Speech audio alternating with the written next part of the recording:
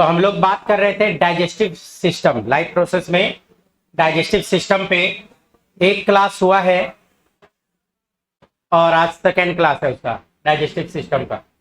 थोड़ा सा पार्ट हम लोगों ने पिछले क्लास में देखा था। मैंने बताया था यही जो सामने में है ये हमारा डाइजेस्टिव सिस्टम है, जो सामने आपको दिख रहा है। इसी डाइजेस्टिव सिस्टम में मैंने बताया था कि अगर स्केलेटन को हटा दिया जाए, ये वाला स्केलेटन सिस्टम है, ये पूरा स्केलेटन को हटा दिया जाए तो अब जो बचा ये पूरा डाइजेस्टिव सिस्टम। इसी डाइजेस्टिव सिस्टम में हम लोगों ने पिछले क्लास में माउथ और ओरल कैविटी के बारे में बात की। फिर ईसोफेगस, ये जो पाइपलाइन स्ट्रक्चर है इसी को हम लोग क्या बोले थे, ईसोफेगस। तो ईसोफेगस और फिर ये वाला पोर्शन क्या हो जाता है, स्टमक। तो ये जो आपको दिख रहा है यही स्टमक। तो यही स्टमक के बारे में हम लोगों को बात करना है। स्टमक जो होता है, ये जो आपको पोर्शन दिख रहा है ये क्या है, मस्कुलर ट्यूब लाइक स्ट्रक्चर। हम लोग यहाँ पे इसको साइड में लेते हैं और फिर इसी से रिलेटेड बात करेंगे। नहीं, स्टमक के बारे में जो हम लोग बात कर रहे हैं ये क्या है, मस्कुलर ट्यूब लाइक स्ट्रक्चर होता है स्टमक जो होता है। तो मस्कुलर भी है और ट्यूब लाइक स्ट्रक्चर मौजूद होता है, यही स्टमक कहलाता है।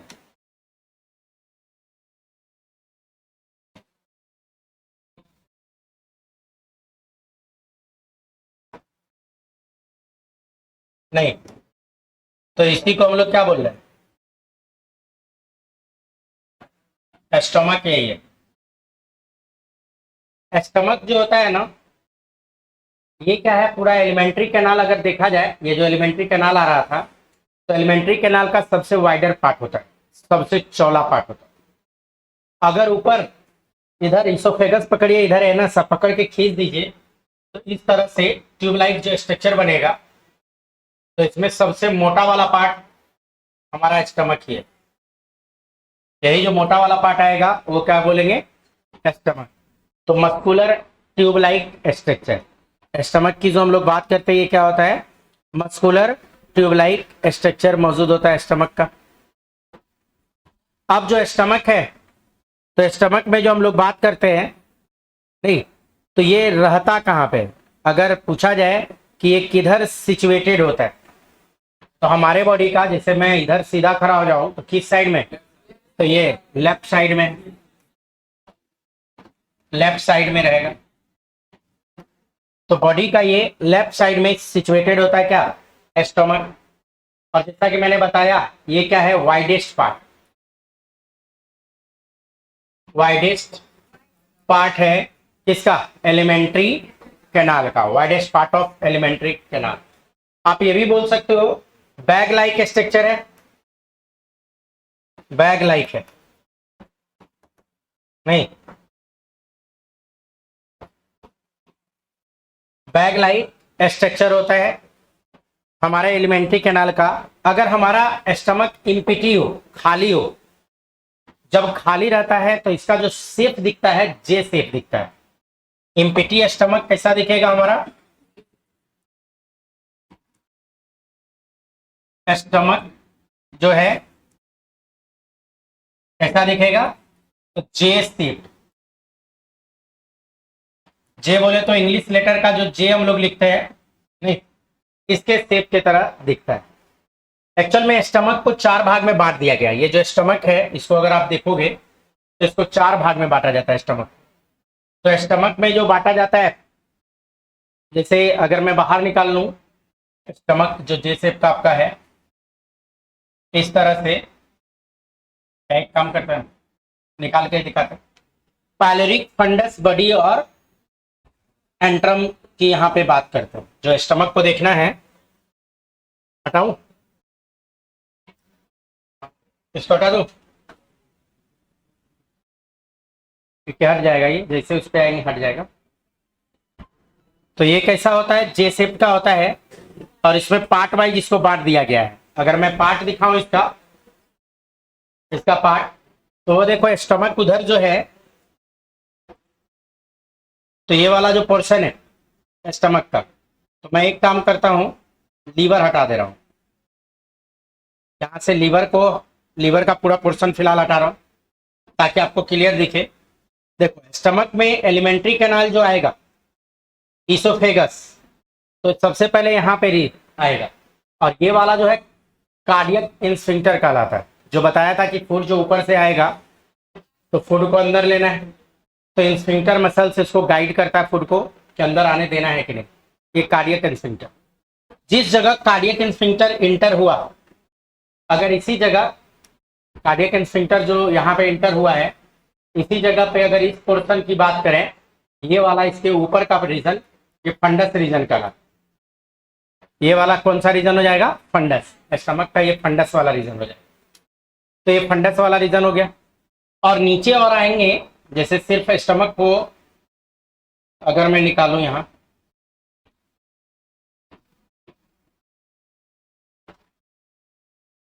तो ये जो स्टमक आपको दिख रहा है, यही जे शेप स्ट्रक्चर मैं बता रहा था आपको कि स्टमक की जो बात करेंगे ये कैसा स्ट्रक्चर है, यही जे शेप स्ट्रक्चर हो गया। और जे शेप स्ट्रक्चर यहाँ पे हम लोग बात करेंगे, यही स्टमक। और इसी में जो बताया, इसका पार्ट वाइज इसको बांट दिया गया है आपको। तो यहाँ पे तो एक इंस्फिंक्टर है जिसको क्या बोले, कार्डियक इंस्फिंक्टर, जो गाइड करता है। और यहां से ये वाला रीजन, नहीं ये क्या कहलाया? फंडस। फंडस यही कहलाता। तो फंडस रीजन ये वाला हो गया। उसके बाद ये वाला जो रीजन होता है, ये पोर्शन जो आपको दिख रहा है यहां से यहां तक, ये बॉडी कहलाता है। ये पोर्शन क्या कहलाएगा? बॉडी वाला पार्ट कहलाएगा। अब बॉडी के नीचे अगर आइएगा तो फिर यहाँ पे पाइलरस या पाइलोरिक इंड, ये वाला पोर्शन हो जाता है। यहाँ भी एक इंस्फिंक्टर होता है, यहाँ भी एक इंस्फिंक्टर है जिसको गाइड करता है। यहीं से फूड कहाँ जाएगा? डुगडेनम में, डुगडेनम में। और ये वाला यहाँ पे जो और रीजन है, ये वाला रीजन। ठीक, तो 4 रीजन में इसको स्टमक को क्या किया जाता है? बांट दिया जाता है। वाइडेस्ट पार्ट है पूरे एलिमेंट्री कैनाल का। स्टमक में 2 ओपनिंग है। ऊपर वाला जो ओपनिंग है, जिसको कार्डियक ओरिफिस के नाम से भी हम लोग जानते हैं, कार्डियक ओरिफिस। तो कार्डियक ओरिफिस नहीं, तो कार्डियक ओरिफिस हो गया, कार्डियक ओरिफिस। और जो नीचे वाला ओपनिंग है, इसको पाइलोरिक बोलता है, पाइलोरिक, पाइलोरिक ओरिफिस। मतलब ऊपर वाला ओपनिंग से फूड क्या होगा? इधर से फूड इंटर करेगा, इधर से फूड इंटर करेगा। और जैसा कि बताया, इसके बॉडी में क्या मौजूद होगा? अंदर से HCl सब मौजूद होगा। इसमें कॉन्क HCl मौजूद होता है। इसी HCl में क्या होगा? जो भी फूड हम लोग खाए थे, तो जो फूड खाए थे उसको क्या बोला गया था? जो ऊपर से इसमें आया था, इसको बोले थे बोलस। तो जो फूड आएगा इसमें बोलस वाला पार्ट आ जाएगा। यहीं पे बताया था स्टमक चर्निंग मूवमेंट करेगा, चर्निंग मूवमेंट करके पूरी तरह से इस फूड पार्टिकल को कहिए तोड़ेगा, प्लस HCl से मिक्स कर देगा। और जब HCl से यहाँ पे मिक्स कर देगा तो यही फूड कहलाएगा काइन। नहीं, यही फूड क्या कहलाएगा? काइन। तो यही फूड को हम लोग क्या बोल देंगे? काइन। तो यहाँ पे क्या होता है, स्टमक में जो हम लोग बात करेंगे, तो स्टमक में ढेर सारा सेल सब मौजूद होता है। चीफ सेल होता है, पेराइटल सेल होता है, ढेर सारा सेल है। और वो सब क्या करेगा? सिक्रेशन। सेल जो यहाँ पे मौजूद होता है स्टमक में, तो सिक्रेशन करता है, जैसे HCl सब का सिक्रेशन करेगा। और भी यहाँ पे बात है स्टमक में, स्टमक में हम लोग जो बात करेंगे, तो स्टमक का जो कवर होता है, लेयर, वो पेरिटोनियम कहलाता है। तो स्टमक को जो चारों साइड से कवर किया हुआ रहेगा, एक लेयर होता है, वो पेरिटोनियम कवर कहलाता है। कवर जो होता है वो कहलाएगा पेरिटोनियम। तो पेरिटोनियम कवर कहलाएगा स्टमक का जो कवर होता है। स्टमक में बहुत सारा लिम्फोइड टिश्यू सब होता है। लिम्फोइड टिश्यू क्या है? जो हम लोग को प्रोटेक्शन देने का काम करता है। जैसे अगर कोई बैक्टीरिया, कोई वायरस ये सब अंदर चला गया है, तो वहां पे लिम्फोइड टिश्यू क्या करेगा? उसको मरवाने में हेल्प करेगा, उसको मारने में हेल्प करेगा। वैसे तो HCl में कोई भी बैक्टीरिया गया तो ज्यादातर बैक्टीरिया एसिडिक कंडीशन में कॉन्क HCl होता है, यहाँ HCl। और वो भी यहाँ का अंदर का pH अगर बात करें, pH तो लगभग 2 या 1.8 pH के आसपास यहाँ पे मौजूद होता है। स्टमक में ढेर सारा बात है। तो फूड स्टमक में क्या होता है, फूड का स्टोरेज, फूड का स्टोरेज होता है, HCl से उसको मिक्स किया जाता है, एसिडिक बना दिया जाता है। इसी स्टमक में म्यूकस मेम्ब्रेन सब मौजूद होगा। म्यूकस मेम्ब्रेन अंदर से अगर स्टमक में देखा जाए तो इसी में क्या होगा कि म्यूकस मेम्ब्रेन सब मौजूद होगा। जैसे इसका लेयर अगर काट के मैं दिखाऊं, म्यूकस, कुछ लेयर के बारे में बात करते हैं इसमें, तो यही स्टमक है। हटाओ हटाओ। तो इसी में क्या होगा कि ये जो जैसे लेयर दिख रहा है, इस लेयर को मैं हटा दे रहा हूं, ये जो लेयर है, तो इसमें ढेर सारा यहाँ पे क्या है, मसल सब मौजूद होता है। आउटर मसल्स ये अलग है, ये वाला मसल्स अलग है, लॉन्गिट्यूडनल होता है, ये सर्कुलर होता है, ये ऑब्लिक मसल्स होता है, और ये सबसे अंदर म्यूकस, ये सबसे अंदर बोला है तो यही म्यूकस मेम्ब्रेन है अंदर वाला। तो ये जो म्यूकस मेम्ब्रेन है, तो ये म्यूकस मेम्ब्रेन क्या करता है, HCl, जो यहाँ पे कॉन्क HCl है, तो कॉन्क HCl क्या कर रहा है, HCl की बात कर रहे हैं तो ये कोई भी चीज को डाइजेस्ट करवा दे रहा है, घुला दे रहा है। लेकिन हमारा स्टमक को क्यों नहीं घुलाया, तो वहां पे थिक म्यूकस मेम्ब्रेन होता है, जिसके कारण क्या करता है, हमारे HCl का, मेरे खुद का HCl इस पे इफेक्ट नहीं कर पाता है। नहीं, लेकिन अगर किसी का स्टमक को काट दीजिए आप, जैसे मटन उटन अगर खाते हैं तो खा लीजिए, निगल लीजिए, तो उसको ये क्या करेगा, डाइजेस्ट करवाने में हेल्प करेगा, तो उसको डाइजेस्ट करवाने में हेल्प करेगा। तो थिक म्यूकस मेम्ब्रेन मौजूद होता है, जो कि क्या करेगा कि इसके HCl से, इरोजन से इसको बचा लेता है।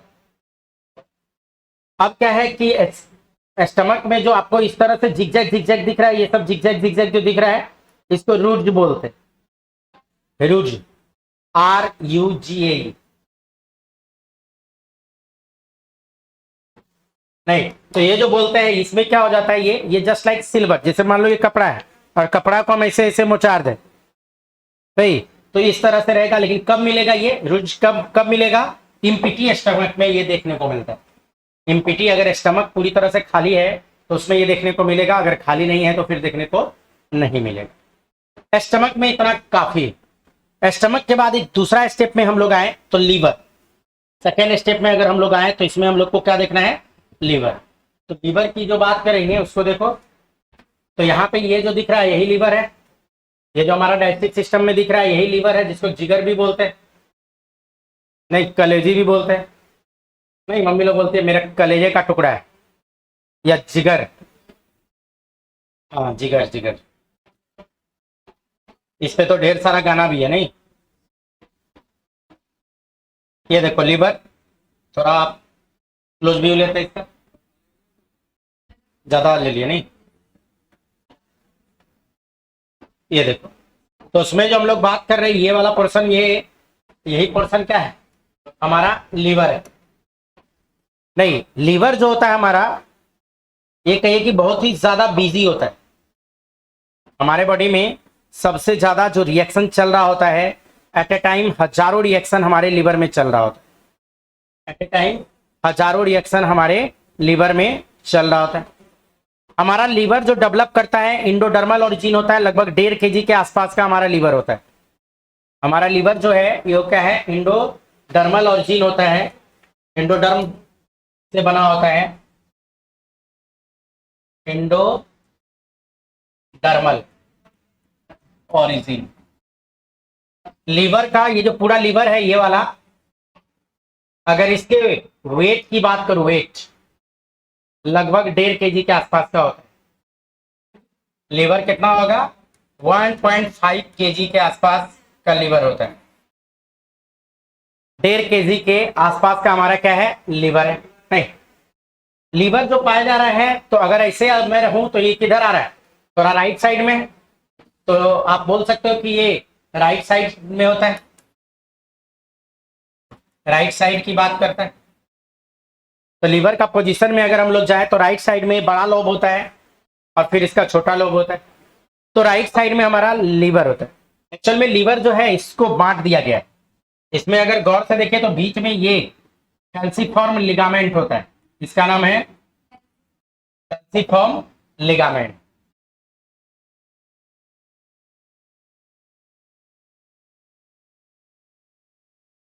जो लीवर को बांटता है। और ये जो राइट साइड वाला लोब है तो इसको हम लोग बोलते हैं राइट लोब। लीवर का ये क्या हो गया, राइट लोब, और ये लेफ्ट लोब। दो लोब में ये लीवर को बांट दिया जाता है, राइट लोब और लेफ्ट लोब में बांट दिया जाता है। हमारा जो लीवर है, लीवर से जो डक्ट निकल के आता है, तो राइट साइड से जो डक्ट निकल के आएगा राइट हेपेटिक डक्ट कहलाता है, और लेफ्ट साइड से जो डक्ट निकल के आएगा वो लेफ्ट हेपेटिक डक्ट कहलाएगा। एक्चुअल में हेपेटिक जो टर्म है वो लीवर के लिए आता है। हम लोग जो हेपेटिक बोलते हैं तो हेपेटिक टर्म किसके लिए आता है, लीवर के लिए आता है। तो लीवर ढेर सारा रिएक्शन यहाँ पे एट ए टाइम कर रहा होता है, ढेर सारा रिएक्शन। इसी लीवर में नीचे अगर देखोगे यहाँ पे तो इसको बोलते हैं गॉल ब्लैडर। तो लीवर क्या करता है, बाइल का सिक्रेशन करता है। बाइल बनाने का काम किसका है, लीवर का।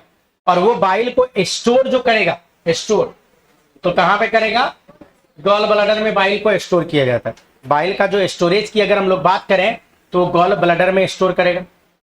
लीवर जो होता है इसको बोला जाता है biological and chemical factory of cell. Liver को हम लोग क्या बोल सकते हैं, ये बायोलॉजिकल एंड केमिकल फैक्ट्री है हमारे सेल का। बायोलॉजिकल एंड केमिकल फैक्ट्री है ऑफ सेल। जो हमारा सेल है उसका बायोलॉजिकल और केमिकल फैक्ट्री बोला जाता है। ज्यादातर या most of the biochemical reaction जो चल रहा होता है वो हमारे लीवर में ही चल रहा होता है। ज्यादातर बायोकेमिकल रिएक्शन, जिसमें अगर हम लोग बात करें तो ये पहला काम जो लीवर का जो मेन काम होता है, सिक्रेशन और सिंथेसिस ऑफ बाइल। बाइल का सिक्रेशन और सिंथेसिस करेगा। लीवर कार्बोहाइड्रेट मेटाबॉलिज्म में हेल्प करता है। क्या कार्बोहाइड्रेट मेटाबॉलिज्म, जैसे अगर कभी हम लोग मान लीजिए खाना न खाएं तो लीवर में होता है स्टोर फूड मटेरियल जिसको बोलते हैं ग्लाइकोजन। अगर मान लो कि आज सुबह से कोई भूखे तो हम लोग का जो स्टोर फूड मटेरियल है ग्लाइकोजन, उसको तोड़ के ग्लूकोज बना दिया जाएगा। तो वो काम लीवर के अंदर ही होता है, ग्लूकोज बना के दे देगा तो हमारा एनर्जी मेंटेन रहेगा। अगर मान लीजिए कभी ज्यादा खा लिए, कभी ज्यादा ग्लूकोज खा लिया, तो अगर ज्यादा खा लिए तो उसको ग्लाइकोजन में कन्वर्ट करने का काम भी किसका है, लीवर का ही है, लीवर ही करेगा। इवन लीवर फैट का स्टोरेज भी करता है। हम लोग के बॉडी में जो फैट होता है, नहीं, फैट को स्टोर करने का काम कहाँ होता है, लीवर में। तो हमारा जो मैक्सिमम फैट है, फैट बोले तो लिपिड, और लिपिड बोले तो ट्राइग्लिसराइड।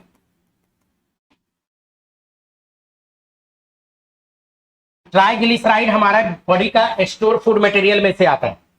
हम लोग का जो फैट स्टोरेज होता है वो ट्राइग्लिसराइड के ही फॉर्म में होता है। जो हम लोग बोलते हैं मोटे हो रहे हैं, चर्बी जमा हो रहा है, तो वो मोटा और चर्बी जो बोला जाता है वो ट्राइग्लिसराइड जो स्टोर होता है उसी के लिए बोला जाता है। तो लीवर जो है ना बड़ा स्मार्ट ऑर्गन है। लीवर जो हमारा बड़ा स्मार्ट ऑर्गन, तो जितना भी फैट है वो सबको क्या करता है, स्टोरेज करने का काम करता है। कुछ तो ये खुद स्टोर कर लेता है और बाकी सबको सब क्यूटेनियस स्टोर करवाता है। नहीं, कोई अल्कोहलिक एडिक्ट पर्सन है, मान लीजिए दारू ज्यादा पीता है, अल्कोहल ज्यादा पी रहा है, तो उस अल्कोहल को भी ये स्टोर करने का काम करेगा।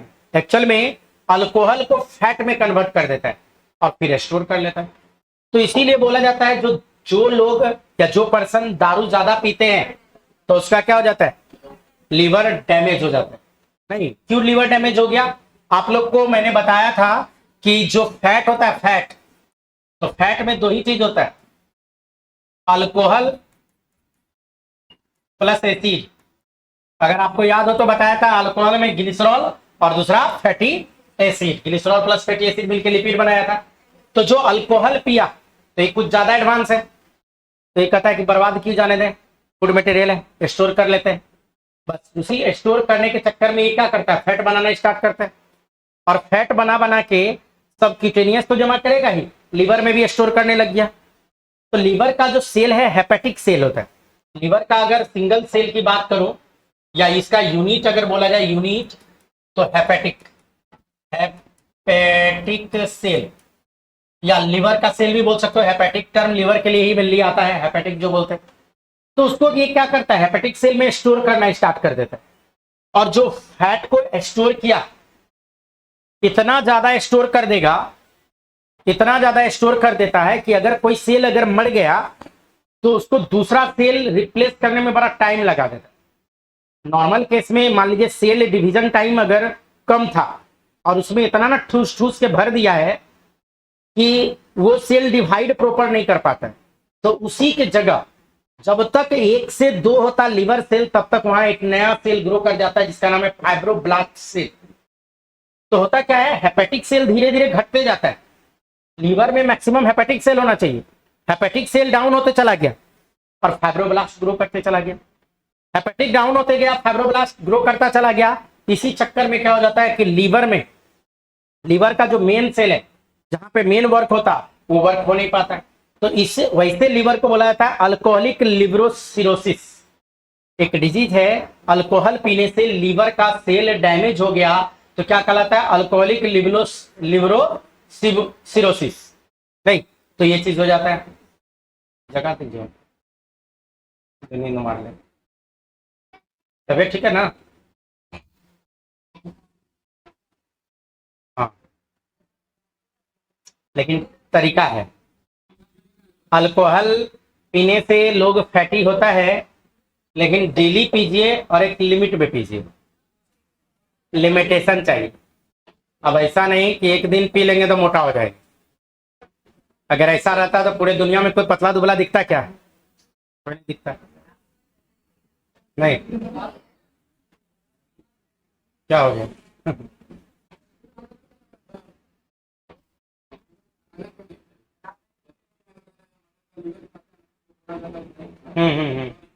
हाँ बता देते, वो भी बता देते, लेकिन उससे पहले 1-2 लाइन और बात कर लेते, खत्म हो जाएगा, तब आपका क्वेश्चन का आंसर करते हैं। हाँ, जिसको क्वेश्चन करना है खड़े होकर कीजिए। तो कौन नहीं पीता है दुनिया में? पानी नहीं पीते हैं, दूध नहीं पीते हैं, कोल्ड ड्रिंक्स नहीं पीते हैं, तो दारू का ला पियेंगे? अब मोटा कम है कि जो दारू पिएगा, तो हद है। और आपको बता दूं आपके जानकारी के लिए, आप जो फूड खाते हैं, नहीं जैसे चावल उवल जो खाते हैं आप, चावल खाने पे नींद आने लगता है ना, या दही वही ज्यादा खा लीजिए तो आना है ना, तो फाइनली वो वहां पे अल्कोहल प्रोडक्शन हमारा बॉडी खुद करता है। तो अल्कोहल खराब चीज नहीं है। अगर आपके दिमाग में है कि अल्कोहल खराब है तो बेवकूफी है। अल्कोहल खराब नहीं होता है। अगर लिमिट मात्रा में आप जाइए फॉरेन या और भी डेवलप जगह पे, बाप बेटा भाई बहन सब मिल के बियर वियर पीता रहता है। घर में कोल्ड ड्रिंक्स की जगह बियर रखता है लोग। क्या बता रहा हूं, 1 glass beer is better than 1 glass milk. Yes, 1 glass beer better है 1 ग्लास मिल्क से। प्रॉब्लम कहाँ है वो सुनिए, आप प्रॉब्लम कहाँ है वो भी सुन लीजिए। मैं इतना इसलिए बोल रहा हूं कि मेरा पूरा ट्रेनिंग है बियर पे, मैं घर में बियर बना लूं, ठीक है, फुल ट्रेनिंग किए हुआ है, टेंशन नहीं लीजिए। अब पहले सुनिए तो जो बोल रहे हैं। तो प्रोजेक्ट वर्क में आप एक प्रोजेक्ट वर्क में मेरा ये लाइन लिखा हुआ था, मिल्क में बहुत सारा विटामिन नहीं होता जो बियर में होता है। अगर पर डे 1 ग्लास बियर, तो 1 ग्लास बियर को आप बांट लीजिए, 1-1 कप करके 3 कप अप्रोक्स, सुबह दोपहर शाम करके पीजिए, तो बहुत ही हेल्दी चीज है। प्रॉब्लम कहाँ आता है कि बिहारी स्टाइल कि दिल मांगे मोर, 1 बोतल पी लिया, ऊपर से दूसरों जब तक पी के नाला में न घोलटेगा तब तक क्या पिया। नहीं, प्रॉब्लम यहां है दारू में। लोग देखिएगा, बाहर जाइए कहीं भी, आप लोग जो कोल्ड ड्रिंक्स पीते हैं, कोल्ड ड्रिंक सबसे बकवास चीज है, सबसे गंदा चीज है। नहीं पीते, अच्छा काम करते हैं। कोल्ड ड्रिंक्स कभी भी मत पीजिए। कोल्ड ड्रिंक्स पीजिएगा तो डायबिटिक हो जाइएगा, आगे डायबिटीज हो जाएगा। कोल्ड ड्रिंक्स पीजिएगा बीमार हो जाइएगा। और स्ट्रिंग तो बिल्कुल भी नहीं, वो आपका जो बोलता है स्ट्रिंग पिया और गर्ल्स को लेकर चढ़ गया सीढ़ी पे, हाँ, तो स्ट्रिंग पीजिएगा तो इतना ऊपर पहुंच जाइएगा कि दोबारा आने का टाइम ही नहीं रहे। तो ये ध्यान रखना है। तो वो सब प्रचार है, और प्रचार में इसके चक्कर में नहीं पड़ना है। देखते हैं प्रचार में क्या दिखाया, लक्स साबुन लगाया तो ऐश्वर्या राय बन गए, नहीं। प्रचार में क्या दिखाता, फेयर एंड लवली लगाए तो क्या हो गए, गोरा हो गए। कैसे बोले, नहीं इसमें ढेर सारा हल्ला नहीं, हल्ला बहुत सारा डाई मिला दिया जाता है, सिंथेटिक कलर होता है। सिंथेटिक कलर जो है ना पूरा किडनी को डैमेज कर देगा। सिंथेटिक कलर जो है किडनी और यूरिनरी ब्लडर को डैमेज कर देगा। और कोल्ड ड्रिंक्स में, कोई भी कोल्ड ड्रिंक्स है तो उसमें क्या हो जाता है, हल्ला नहीं बचा, कोई भी कोल्ड ड्रिंक्स है तो उसमें ढेर सारा आप कह सकते हो कि ग्लूकोज मॉलिक्यूल होता है।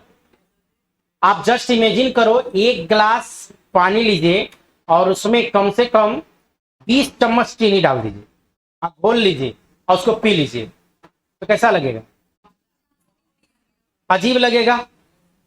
एग्जैक्टली यही कहानी है कोल्ड ड्रिंक्स का, बहुत ही कंसंट्रेटेड फॉर्म में है वहां। और कोल्ड ड्रिंक्स पीने का सबसे गंदा तरीका बिहारी लोग के पास, हम लोग के पास। हम लोग क्या करते हैं, कोल्ड ड्रिंक्स कैसे पीते हैं, एक बोतल मुंह में लगाए जब तक खाली ना होगा छोड़वे नहीं करेगी, दिखाते हैं देख खाली कर दे। नहीं, सबसे गंदा तरीका, अगर कभी पीना ही पड़ जाए, जैसे हम लोग पार्टी उटी में जाते हैं, कहीं कहीं होता है कि जिद धर लेता है नहीं पीबे कीजिए, तो जस्ट लाइक चाय की तरफ पीजिए। चाय का जो चुस्की लेते हैं एग्जैक्टली वो इंटैक्ट होना चाहिए, फिर उसमें आपको कोई दिक्कत नहीं होगा। लेकिन जो गटगटा के पी गए तो आप क्या किए, ढेर सारा ग्लूकोज डाल दिए अंदर, अचानक से आपका ग्लूकोज लेवल बढ़ गया।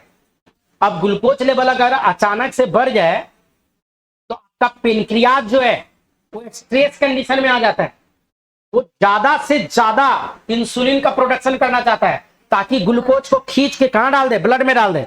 और जैसे ब्लड में जाएगा लीवर पगलाने लगेगा, ये देखेगा कितना इतना ग्लूकोज है, फटाफट उसको ग्लाइकोजन में कन्वर्ट कर, तो पूरा सिस्टम हिला देगा।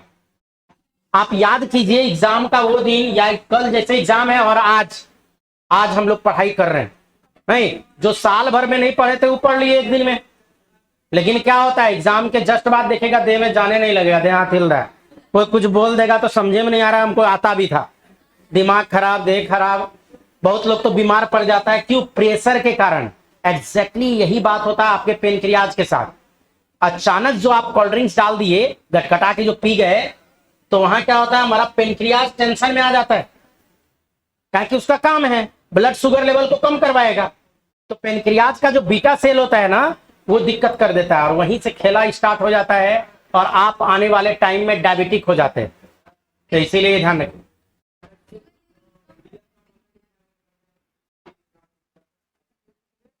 नहीं, अल्कोहल, पहले सुनिए पूरा बात, आप लोग को अधूरा जानकारी है इसीलिए आप लोग इस तरह से बात करें।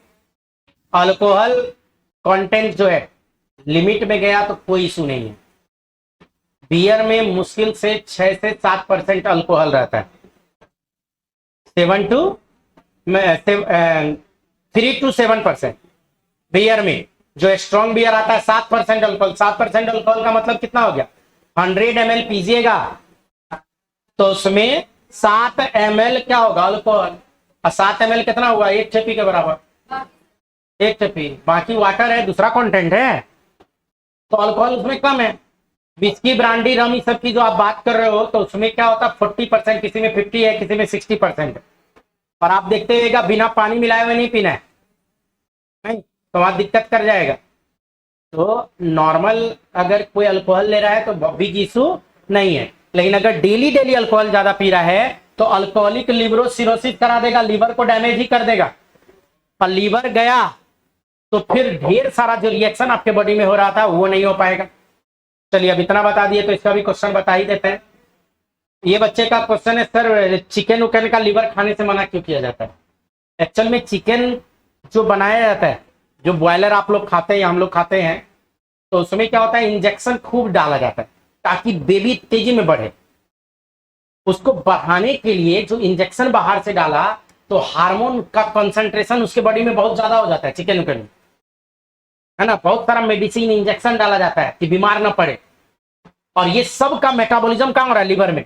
तो वो सब चीज कहाँ पे मौजूद है, लिवर में। इसीलिए बोलता है लिवर, वो सब का चिकन विकन का लिवर मत खाइए, मटन का खाइए, कोई इशू नहीं है, मटन का लिवर खाना भी चाहिए। आपको बता दूं लिवर में विटामिन ए का सिंथेसिस होता है।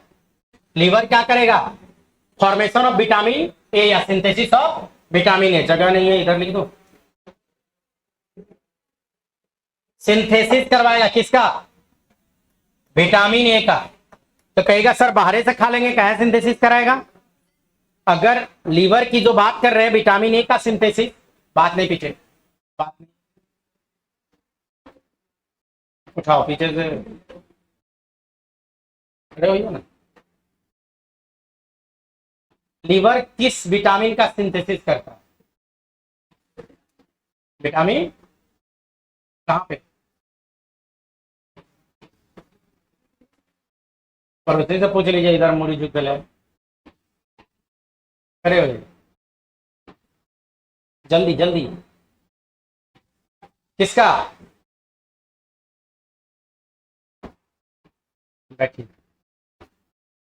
देखिए टाइम कम है, एक्चुअली मेरे पास भी टाइम कम है, आपके पास हो सकता है ज्यादा हो, लेकिन आपसे कम टाइम मेरे पास रहता है, ठीक है। मेरा क्लास लगा हुआ रहता है, तो पढ़ते वक्त थोड़ा कंफर्टेबल माहौल दीजिए कि हम तेजी में निकले। क्या होगा, हल्ला करते रहिएगा, बार बार ध्यान उधर जाएगा, तो तेजी में नहीं निकल पाएंगे। और अब आप लोग बुतरू नहीं है, बड़े बड़े हो गए, 10th क्लास में आ गए। अब ना 11 12 को स्कूल में जोड़ दिया गया, पहले 10th के बाद सीधे कॉलेज होता था, 10th के बाद हम लोग जब तो कॉलेज, सीधे कॉलेज। अब है कि स्कूल में जोड़ दिया गया 11 12 तक स्कूल। अब कॉलेज में जब जाते तो बहुत कुछ फ्री मिलता आपको, तो अब आप लोग छोटे नहीं है, कॉलेज में जाने लायक है। आप पढ़ाई पे ध्यान दीजिए, जो भी है, जो भी बता रहे हैं तो कुछ ना कुछ यूजफुल बातें, और आप लोग का क्वेश्चन है उसी का आंसर किए, ठीक है। चलिए इधर कुछ बता रहे थे, विटामिन ए। तो विटामिन ए का सिंथेसिस कौन करेगा, लीवर। कहाँ करेगा, तो लीवर का अपना सेल में करेगा, और कहाँ करेगा, नहीं हेपेटिक सेल में करेगा। तो आप बोल सकते हैं विटामिन ए सर बाहर से खा लें, सही बात है, खा लो तो सिंथेसिस नहीं करेगा। लेकिन नॉर्मली या नेचुरली आप देखते हो जो गाजर उजर खाते हैं तो बोलते हैं ना इसमें विटामिन ए है, गाजर में, पपीता में, ये सब में बोलते हैं विटामिन ए ज्यादा है। तो विटामिन ए ज्यादा नहीं है उसमें, उसमें बीटा कैरोटीन ज्यादा है। बीटा कैरोटीन क्या होता है, कच्चा माल होता है विटामिन ए के लिए, जस्ट लाइक मैदा होता है, और उससे बिस्किट बना देना है, नहीं। तो मैदा और बिस्किट का क्या रिलेशन, मैदा क्या है, कच्चा माल है बिस्किट के लिए, वही है बीटा कैरोटीन, विटामिन ए का कच्चा माल होता है। जो गाजर उजर खाते हैं उसमें बीटा कैरोटीन ज्यादा होता है, और वही बीटा कैरोटीन जब लीवर में पहुंचेगा तो वो उसको क्या कन्वर्ट कर देगा, विटामिन ए में कन्वर्ट कर देता है। लीवर जो है ढेर सारा विटामिन का स्टोरेज करता है। विटामिन की जो बात करेंगे, विटामिन, तो लीवर जो है ना विटामिन का स्टोरेज जो करता है, कौन कौन सा विटामिन है जिसको स्टोर करेगा, तो देखो दो तरह का विटामिन होता है, फैट सोलेबल और वाटर सोलेबल, फैट सोलेबल और वाटर सोलेबल। विटामिन की बात करेंगे तो इसमें जितना भी फैट सोलेबल विटामिन होता है उसको स्टोर करता है, बोले तो AEDK, एडेक। इसके अलावा वाटर सोलेबल में केवल एक छो विटामिन B12 यहाँ पे मिलता है लीवर में, जिंदगी में कभी नहीं भूलोगे। दो तरह का विटामिन है, फैट सोलेबल और वाटर सोलेबल। अब क्वेश्चन है सर फैट सोलेबल कौन है, वाटर सोलेबल कौन है, तो आप याद रखिए एक ट्रिक, नहीं कभी बदमाशी करते हैं तो मम्मी लोग, सर लोग बोल देते हैं चुल्लू भर पानी में डूब के मर जाओ, नहीं, चुल्लू मतलब विटामिन सी, अब भर मतलब विटामिन बी, अब पानी में डूब के मर जाओ मतलब पानी में घुल जाओ। विटामिन सी और बी वाटर सोलेबल विटामिन होता है, याद हो गया। चुल्लू भर पानी में डूब के मर जाओ, अगर आप कोई बोल दे तो समझ लीजिएगा अच्छा अच्छा, vitamin C vitamin B water soluble है। अब बाकी जो बच गया उठा के लगा देना फैट सोलेबल, याद हो गया, एक ही बार में कहानी खत्म।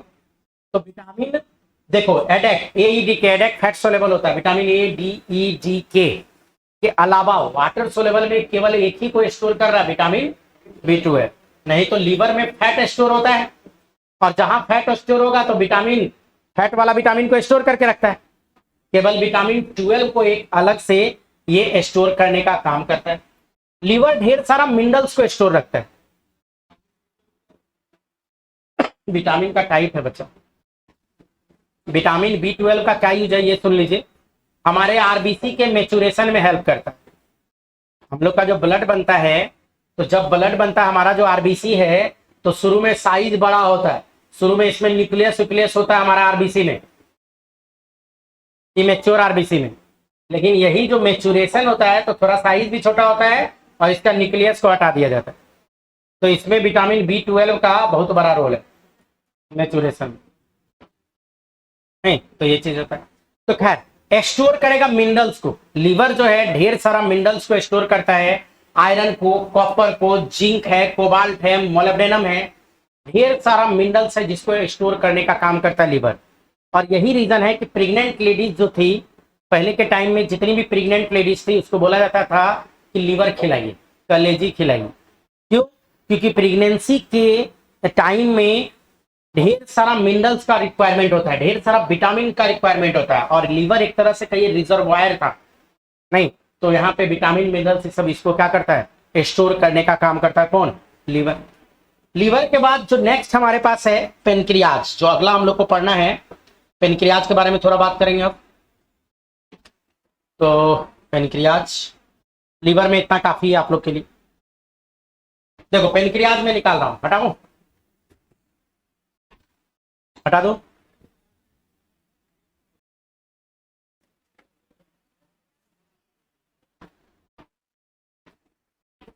चलो हटा रहा हूं। पेनक्रियाज, अगर इसको बैक साइड से देखें तो यही जो आपको दिख रहा है ये क्या है, गोल्डन कलर का जो आपको यहाँ पे दिख रहा है यही पेनक्रियाज है, यही पेनक्रियाज है। ये जो गोल्डन गोल्डन आपको दिख रहा है यही पेनक्रियाज है। जूम कर दीजिए। तो यही पेनक्रियाज के बारे में हम लोग बात कर रहे हैं, यही पेनक्रियाज की जो बात कर रहे हैं। तो पीछे से देखने पर पेनक्रियाज आगे से वैसे भी दिखेगा नहीं। पेनक्रियाज को जब भी देखना होगा तो आपको पीछे से देखना होगा, आगे से पेनक्रियाज तो दिखने वाला भी नहीं। सही, तो ये पेनक्रियाज है। इसी पेनक्रियाज पे थोड़ा सा हम लोग बात करेंगे। तो ये जो आपको लीफ लाइक स्ट्रक्चर बोलते हैं इसको, ये जो स्ट्रक्चर दिख रहा है ये वाला पोर्शन, इसी को लीफ लाइक स्ट्रक्चर बोला जाता है। इसी को हम लोग क्या बोल देते हैं, क्या है ये? पेनक्रियाज यही होता है। स्वीट ब्रेड के नाम से भी जाना जाता है, स्वीट ब्रेड के नाम से भी हम लोग पेनक्रियाज को जानते हैं। पेनक्रियाज की जो बात करें, अगर पेनक्रियाज को, ये जो होता है ये कैसा ग्लैंड होता है? पेनक्रियाज जो होता है एक्सोक्राइन और इंडोक्राइन दोनों नेचर का होता है। मतलब 99% पार्ट पेनक्रियाज कैसा होता है? तो इसमें दो बात है, एक होता है एक्सोक्राइन, एक्सोक्राइन, और एक होता है इंडोक्राइन, इंडोक्राइन। पेनक्रियाज 99% पार्ट उसका एक्सोक्राइन होता है और मात्र 1% पार्ट पेनक्रियाज का क्या होता है? इंडोक्राइन। लेकिन क्वेश्चन ये है कि सर क्या एक्सो क्या इंडो, किसको बोलेंगे एक्सोक्राइन, किसको बोलेंगे इंडोक्राइन, ये तो हमको पता ही नहीं है। आइए उसको देखते हैं, अलग से देखते हैं उसको। एक्सोक्राइन और इंडोक्राइन जो बोला जाता है, देखो हमारे बॉडी में दो तरह का ग्लैंड है। एक ग्लैंड वो है जो अपना, ये ब्लड है, ब्लड, ये ब्लड है, ब्लड स्ट्रीम। एक ग्लैंड वो है जो अपना सिक्रेशन डायरेक्टली ब्लड में डाल दे, डायरेक्ट ये ब्लड में डाल देगा। तो वैसा ग्लैंड को बोला जाता है इंडो। इंडो मतलब अंदर, ब्लड के अंदर सीधे कर दिया, तो उसको बोलते हैं इंडोक्राइन। और एक वैसा ग्लैंड है जो अपना सिक्रेशन, मान लीजिए ये ग्लैंड है और ये अपना सिक्रेशन पहले डालेगा डक्ट में। कहां डालेगा? डक्ट में। तो ये जो भी बनाया पहले डक्ट में डाला, डक्ट के माध्यम से यहाँ आएगा, तो उसको बोलते हैं एक्सोक्राइन। तो डक्ट वाला जो ग्लैंड है एक्सोक्राइन बोला जाता है, डक्ट वाला, डक्ट कंटेनिंग। और इंडोक्राइन बोला जाता है डक्टलेस, डक्टलेस ग्लैंड। ये इंडोक्राइन है और इधर वाला जो है एक्सोक्राइन। तो पेनक्रियाज ज्यादातर क्या होता है, एक्सोक्राइन नेचर का होता है, क्योंकि इसमें अपना डक्ट होता है, पेनक्रिएटिक डक्ट। लेकिन पेनक्रियाज का जो 1% पार्ट है वो इंडोक्राइन नेचर का है, और यही 1% पार्ट में आता है जो हमारा इंसुलिन है, वो इंडोक्राइन सिक्रेशन है इसका। पेनक्रियाज का कैसा सिक्रेशन में इंसुलिन आएगा, इंडोक्राइन सिक्रेशन के अंतर्गत आएगा। एक्चुअल में इसमें जो डक्ट होता है, चलिए डक्ट पे बात करते हैं जरा सा। पेनक्रियाज का डक्ट के बारे में बात करते हैं और लीवर से इसको कनेक्ट करते हैं, तब आपको ज्यादा क्लियर होगा कि कहां पे कौन कौन सा डक्ट है और किस किस तरह से ये फंक्शन कर रहे हैं। डक्ट का नाम क्या है, कैसे खुल रहा है, नहीं, और पेनक्रियाज का जो सिक्रेशन है कहां खुलेगा ये भी देख लो। पहले ये बता देता हूं इसी में, इसका सिक्रेशन जब भी खुलेगा कहां पे जाके खुलेगा, डुगडेनम में। ये वाला पोर्शन क्या है, स्मॉल इंटेस्टाइन का पहला पार्ट, जिसको हम लोग क्या बोलते हैं, डुगडेनम। तो पेनक्रियाज का जो भी डक्ट है वो डक्ट कहां पे जाके खुलता है, डुगडेनम में खुलेगा। पेनक्रियाज का डक्ट की जो बात करेंगे वो डुगडेनम में जाएगा और वहीं पे पेनक्रिएटिक डक्ट खुलने का काम करेगा। तो आइए इसका डक्ट देखते हैं। तो डक्ट अच्छे से देखते हैं, एक एक करके सारा डक्ट देखेंगे हम लोग। तो सामने में जो है इसको हटा रहा हूं, हटा दो, बस 2 टर्म बताएं। देखो ये जो सामने में, तो आगे साइड से तो ऐसा है, इसको तो आगे से देखना भी मुश्किल है पेनक्रियाज को। पेनक्रियाज आगे से दिखता भी नहीं है, वो स्टमक के जस्ट पीछे है। अगर कभी पोजीशन पूछे तो पीछे है, बैक साइड है किसका, स्टमक का। ये जो स्टमक है उसके बैक साइड में आपको क्या दिख रहा है, पेनक्रियाज। लेकिन मुझे अभी डक्ट पे बात करना है, तो डक्ट मैं ऊपर से उठाता हूँ, लीवर वाले से उठाता हूँ, क्योंकि वहां भी डक्ट अभी नहीं बताया हूँ आपको। तो देखो लीवर में जो हम लोग डक्ट उठाएं, तो ये वाला जो राइट साइड का है हेपेटिक है, लीवर है, तो यहाँ पे राइट हेपेटिक डक्ट आपको मिलेगा। यहाँ पे अगर जरा सा हम क्लीन करिए, तो अब गौर करके देखो, थोड़ा सा और इस पे जूम कर देते हैं हम, तो ये राइट साइड का है, तो ये वाला जो डक्ट आपको दिख रहा है ये राइट हेपेटिक डक्ट है, और इधर वाला जो है ये लेफ्ट हेपेटिक डक्ट है। ये वाला क्या है, राइट हेपेटिक डक्ट, ये नहीं, ये वाला जो कलर जिसको किया राइट हेपेटिक डक्ट, और इस साइड में जो कलर करेंगे तो ये क्या होता है, लेफ्ट हेपेटिक डक्ट। राइट से आया तो राइट हेपेटिक डक्ट, लेफ्ट से आया तो लेफ्ट हेपेटिक डक्ट, और दोनों मिलके बोला जाता है कॉमन हेपेटिक डक्ट।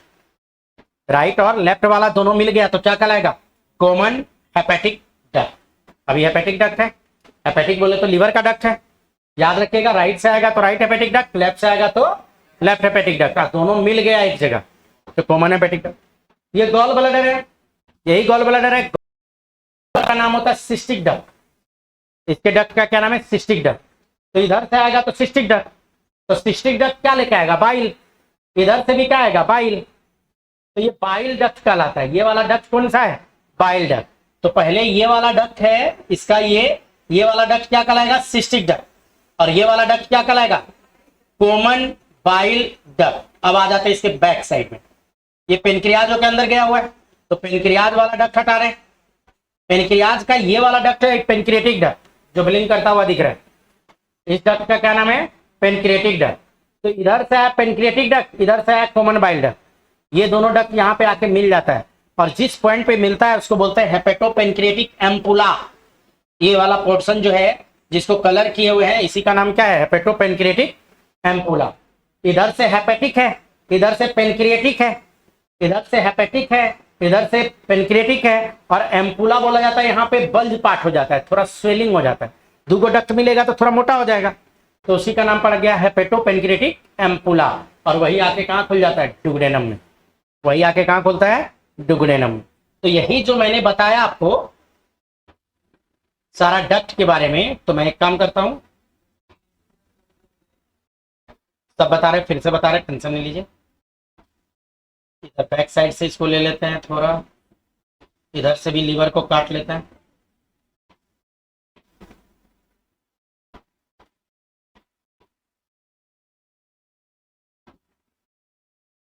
ठीक है,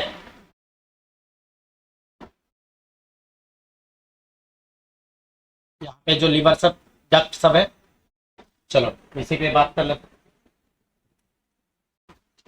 ये हम लोग लीवर और गॉल ब्लैडर का सारा डक्ट एक साथ इसमें बात कर लेते हैं, तब आपको क्लियर होगा। ठीक, अब देखो यहाँ पे जो है, तो हम बैक साइड कर दिए, इसको घुमा चुके हैं, तो राइट साइड इधर आ गया, राइट साइड किधर है, ये, तो ये वाला जो है इसको क्या बोलेंगे, राइट हेपेटिक, और जो ये लेफ्ट साइड का है तो इसको क्या बोलेंगे, left hepatic, left hepatic duct, दुख हो गया, right hepatic duct, left hepatic duct. और दोनों हेपेटिक डक्ट आके जहां मिलता है तो ये वाला पोर्शन, ये जिसको ग्रीन से हम दिखा रहे हैं, तो इसको क्या बोला गया, कॉमन हेपेटिक डक्ट। दोनों हेपेटिक डक्ट आके मिल गया तो क्या बोला, कॉमन है, कॉमन हेपेटिक डक्ट, ठीक है। उसके बाद ये जो गॉल ब्लैडर का डक्ट है, गॉल ब्लैडर का ये, तो गॉल ब्लैडर का जो डक्ट है उसका नाम मैंने आपको क्या बताया, सिस्टिक डक्ट, सिस्टिक डक्ट।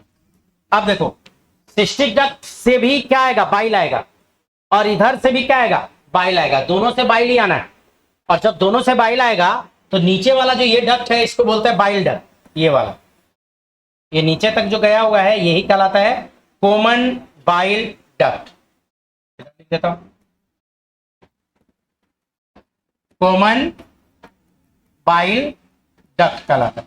तो कॉमन बाइल डक्ट हो गया।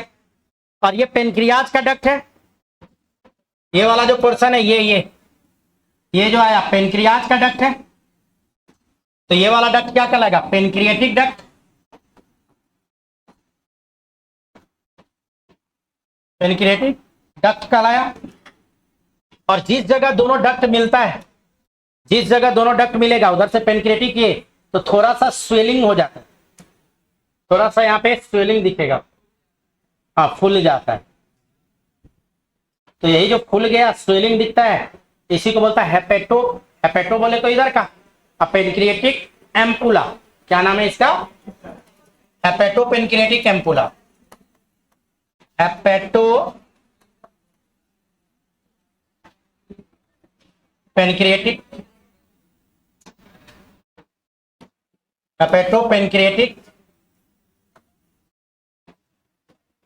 हेपेटो पेनक्रिएटिक एम्पुला कहां पे जाके खुल जाएगा, ड्यूडेनम में जाके खुलेगा, ड्यूडेनम में जाके खुल जाएगा, क्लियर।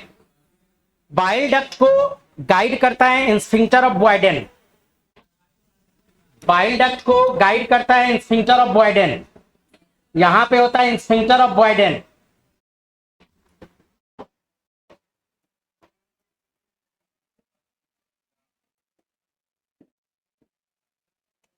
बाइल डक्ट को गाइड करता है स्फिंक्टर ऑफ बॉयडेन, और हेपेटोपेनक्रिएटिक एम्पुला को गाइड करता है स्फिंक्टर ऑफ ओडी। यहां पे हेपेटोपेनक्रिएटिक एम्पुला को कौन गाइड करेगा, स्फिंक्टर ऑफ ओडी।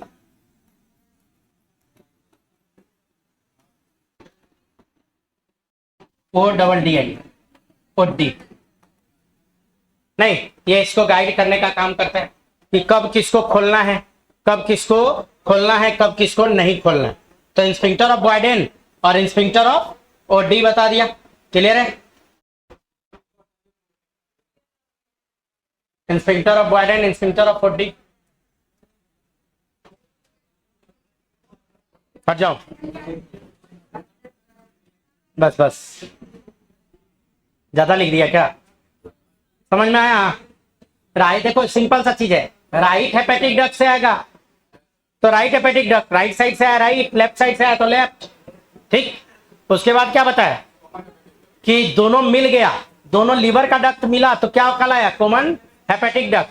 और कॉमन हेपेटिक डक्ट इधर गॉल ब्लैडर, गॉल ब्लैडर से आता है सिस्टिक डक्ट, नहीं, तो ये दोनों मिल गया तो ये बाइल कहलाता है। क्यों, क्योंकि इसमें भी बाइल ही स्टोर था और इधर से भी जो आ रहा था वो क्या आ रहा था, बाइल, इसीलिए ये डक्ट का क्या नाम पड़ा, कॉमन बाइल डक्ट। और फिर पेनक्रियाज से जो डक्ट आता है पेनक्रिएटिक डक्ट कहलाया, पेनक्रियाज से जो डक्ट आएगा वो क्या कहलाएगा, पेनक्रिएटिक डक्ट कहलाएगा। पेनक्रियाज वाला डक्ट का नाम है पेनक्रिएटिक डक्ट, और वही pancreatic duct plus bile duct मिलके कॉमन पुलाप में जाके खुल जाएगा, और वही जाके कहां खुलेगा, डुगडेनम में, वही जाके कहां खुलेगा, डुगडेनम में, क्लियर है। चलिए एक स्टेप और आगे आते हैं, इसको हटा रहा हूं, हटा दूं?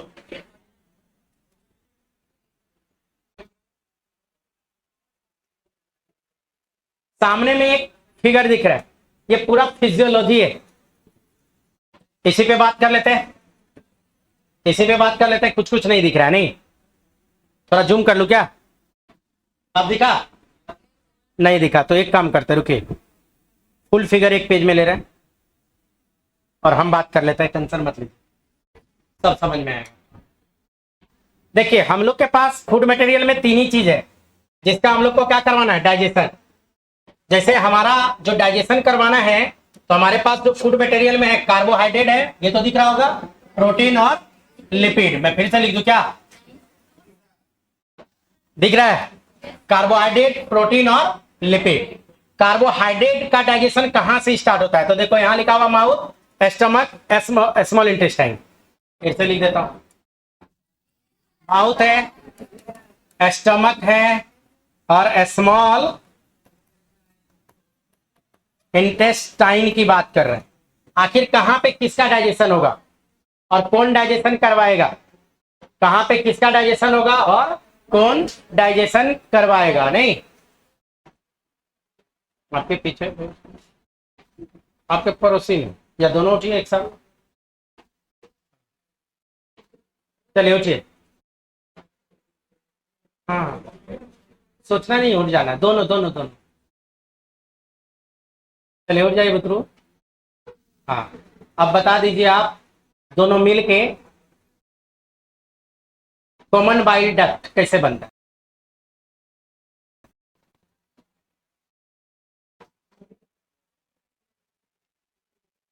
जल्दी,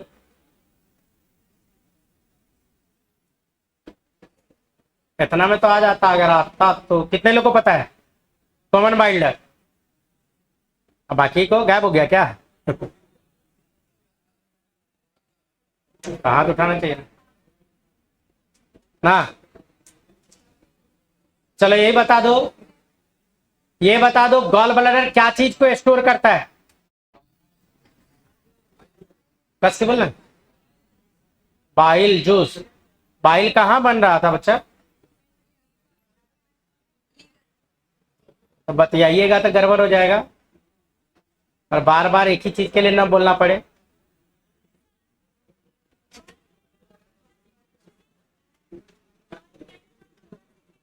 नहीं, वो स्टोरेज करता है, पाउच लाइक स्टोर। हाँ, जो लीवर में बनता है उसको स्टोर कर दिया जाता है गॉल ब्लैडर में।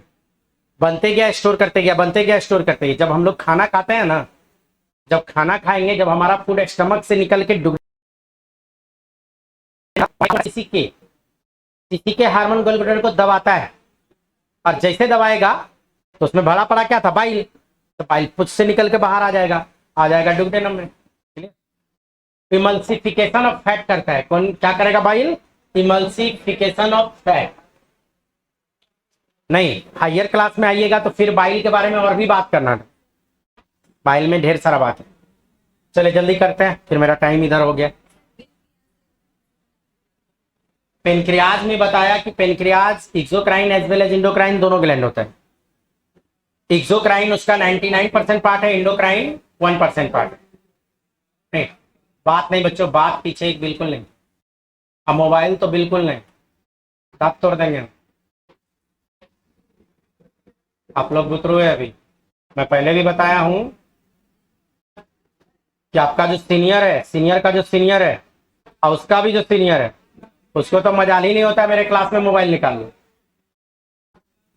ठीक है? तो ये सब गलती मत कीजिए। कुछ पूछी थी बच्चा, हाँ। तो उसमें क्या हो गया कि exocrine as well as endocrine दोनों नेचर का है। तो एक्सोक्राइन जो नेचर का है तो पक्का एंजाइम निकालता है, ढेर सारा पेनक्रिएटिक एंजाइम वहां पे निकलता है। कार्बोहाइड्रेट डाइजेशन करेगा, लिपिड का डाइजेशन यहाँ पे अभी आएगा नहीं, तो वो सब करवाने वाला एंजाइम सब निकलता है। इसके अलावा क्या है कि 1% इंडोक्राइन नेचर का है। तो इंडोक्राइन नेचर में ही आइसोलेट्स ऑफ लैंगरहैंस, अगर सेक्शन काटोगे पेनक्रियाज का ऐसे और जब ऊपर से देखोगे तो उसमें दिखेगा आइलैंड्स ऑफ लैंगरहैंस। उसी में होता है alpha cell, beta cell, delta cell, PP cell. लेकिन उसका बीटा सेल जो है, पेनक्रियाज का बीटा सेल, वही सिक्रीट करता है इंसुलिन।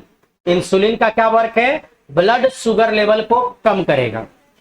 इंसुलिन क्या करेगा? तो ब्लड शुगर लेवल को कम करने का काम किसका होता है? इंसुलिन। चले, क्या चीज होगा? फुलफिल कैसे होगा? मतलब समझे नहीं। नहीं, अच्छा, इंसुलिन का कमी हो गया तो फिर कैसे बढ़ाए? वैसा कुछ नहीं, वो हार्मोन है, वो सेल रहेगा तो खुद बनाएगा, और नहीं रहेगा तो नहीं बनाएगा। जब भी आप ग्लूकोज खाइएगा ना, ग्लूकोज कंटेंट कोई भी चीज, तो हमारा इंसुलिन का सिक्रेशन होता है।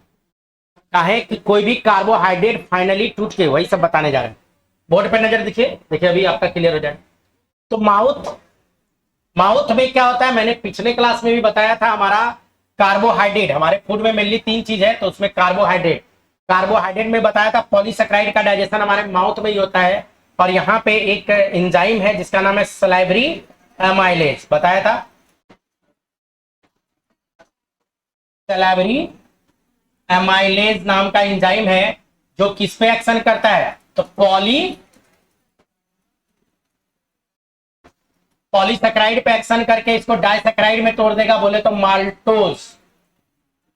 माल्टोज में तोड़ देता। ठीक, तो ये माउथ में ही डाइजेशन हो जाता है। लगभग 30% जो डाइजेशन होता है हमारा माउथ में ही हो जाता है। नहीं,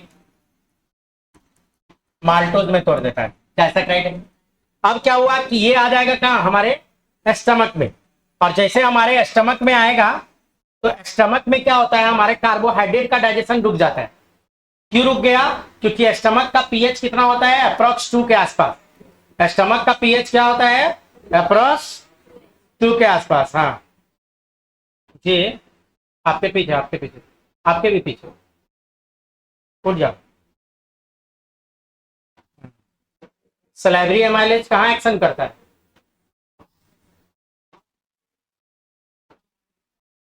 अब बैठ के कर क्या रहे थे? अभी अभी डांटा है उसको मोबाइल के लिए। हाँ, देख क्या रहे? बैठिए, मोबाइलों नहीं देख रहा था, टेलीफोन देख रहा हूँ। खैर, चले यहाँ पे। देखिए टाइम नहीं है, फिर मेरा टाइम होगा हम बंद करके चले जाएंगे। इधर देखो, स्टमक में जो बात करेंगे, तो स्टमक में एसिडिक पीएच होता है। स्टमक में क्या बताया था? पीएच कितना होता है? 1.8 के आसपास, या 2 भी बोल सकते हैं। तो इस पीएच पे हमारा सलाइवरी एमाइलेज जो आ रहा था ना, ये इनएक्टिव हो जाता है। तो यहाँ पे आप लिख सकते हो inactive makes the salivary amylase. तो सलाइवरी एमाइलेज को कौन इनएक्टिवेट कर दिया? HCl। हमारा स्टमक में क्या था? HCl। तो HCl क्या करता है? हमारा सलाइवरी एमाइलेज को इनएक्टिवेट कर देता है। अब आ जाएगा स्मॉल इंटेस्टाइन। अब स्मॉल इंटेस्टाइन में जैसे आएगा, तो स्मॉल इंटेस्टाइन का पहला पार्ट, जिसको हम लोग क्या बोलते हैं? ड्यूडेनम। तो ड्यूडेनम में ही सिक्रेशन आता है किसका? ड्यूडेनम में आएगा सारा सिक्रेशन पेनक्रियाज का। तो यहां पे फिर आता है, देखो यहां पे क्या आता है? एमाइलेज यहाँ है ना, एमाइलेज। तो यहां भी एमाइलेज आएगा, लेकिन यहां का एमाइलेज पेनक्रिएटिक एमाइलेज कहलाएगा, क्योंकि पेनक्रियाज सिक्रेट किया है। तो क्या नाम है? Pancreatic amylase. तो जो डाइसेकेराइड था, तो डाइसेकेराइड को तोड़ देगा किसमें? मोनोसेकेराइड। मोनोसेकेराइड कहने का मतलब क्या है? ग्लूकोज। मोनोसेकेराइड बोले तो क्या बोलेंगे? ऐसे और भी मोनोसेकेराइड होता है, लेकिन आप याद रखिए ग्लूकोज में। तो ये ग्लूकोज में तोड़ देगा। तो पेनक्रिएटिक एमाइलेज के अलावा और भी कुछ एंजाइम होता है, जैसे माल्टेज होता है। इसी में डाइसेकेराइड को तोड़ने के लिए माल्टेज होगा, सुक्रेज होगा, लैक्टेंस होगा या लैक्टेज। ये सब मिलके क्या करता है? उसको ग्लूकोज में तोड़ देगा। तो ये तो हो गया कार्बोहाइड्रेट का डाइजेशन। एक बार ग्लूकोज में टूटा तो इसको एब्जॉर्ब कर लिया जाएगा। तो कार्बोहाइड्रेट का डाइजेशन स्टार्ट हो जाता है माउथ से ही। उसके बाद क्या हुआ? स्टमक में इनएक्टिवेट हो गया। स्टमक में कोई कार्बोहाइड्रेट का डाइजेशन नहीं होगा। और स्टमक के बाद जो आगे हम लोग आए, पेनक्रियाज, स्मॉल इंटेस्टाइन में पेनक्रिएटिक एमाइलेज निकलता है। इसको जो डाइसेकेराइड में तोड़ा था, वो सबको फिर और भी एंजाइम सब पेनक्रियाज से निकलेगा, और फाइनली किसमें तोड़ देगा? ग्लूकोज। एक बार ग्लूकोज बन गया तो उसको फिर ब्लड में डाल दिया जाएगा। ब्लड में जैसे जाएगा तो इंसुलिन का सिक्रेशन होगा। इंसुलिन क्या करेगा, ब्लड शुगर लेवल को कम कर देगा। कैसे कम करेगा, ब्लड के ग्लूकोज को पकड़ पकड़ तो काम हो जाएगा उसका। दूसरा ये प्रोटीन, हमारा जो फूड में और दूसरा क्या चीज था, प्रोटीन मौजूद था। हमारा प्रोटीन का डाइजेशन स्टार्ट होता है स्टमक से। कहां से होगा, प्रोटीन का डाइजेशन स्टमक से, क्योंकि स्टमक में एक एंजाइम निकलता है जिसका नाम है पेप्सिन। क्या नाम है, पेप्सिन। और ये क्या करेगा, हमारे प्रोटीन को, जो प्रोटीन बड़ा बड़ा चेन है उसको छोटे छोटे चेन में तोड़ देगा। तो उसको शॉर्ट पेप्टाइड के नाम से भी हम लोग जानते हैं, शॉर्ट पेप्टाइड, पॉली पेप्टाइड या ओलिगोपेप्टाइड भी बोल सकते थे। उसके बाद ये आ जाएगा स्मॉल इंटेस्टाइन में। स्मॉल इंटेस्टाइन में जैसे आएगा तो वहां पेनक्रियाज का सिक्रेशन आएगा। पेनक्रियाज का सिक्रेशन में आता है ट्रिप्सिन, ट्रिप्सिन, कीमोट्रिप्सिन। ये क्या करेगा, उसको और छोटे छोटे टुकड़े में तोड़ देगा। और उसके बाद कार्बोक्सिल पेप्टाइडेज आएगा, पेप्टाइडेज, डाइपेप्टाइडेज ये सब आएगा और उसको फाइनली किस में तोड़ देगा, एमिनो एसिड में तोड़ देगा। हमारा लिपिड का डाइजेशन या फैट का डाइजेशन स्टार्ट होता है कहां पे, स्मॉल इंटेस्टाइन में, डुगडेनम में। स्मॉल इंटेस्टाइन में, डुगडेनम में। डुगडेनम में फैट का डाइजेशन इसलिए होता है कि बाइल का सिक्रेशन यहीं पे होता है। बाइल का सॉल्ट आता है, salts, bile salts. Bile salts क्या करता है, हमारा जो लिपिड है उसको छोटे छोटे छोटे छोटे टुकड़े में चॉप कर देगा। नहीं, जिसको बोला जाता है इमल्सिफिकेशन ऑफ फैट। क्वेश्चन है इमल्सिफिकेशन ऑफ फैट कौन करवाता है, तो हमारा बाइल। तो इमल्सिफिकेशन ऑफ फैट करेगा और उसके बाद पेनक्रिएटिक लाइपेज आएगा। Pancreatic, pancreatic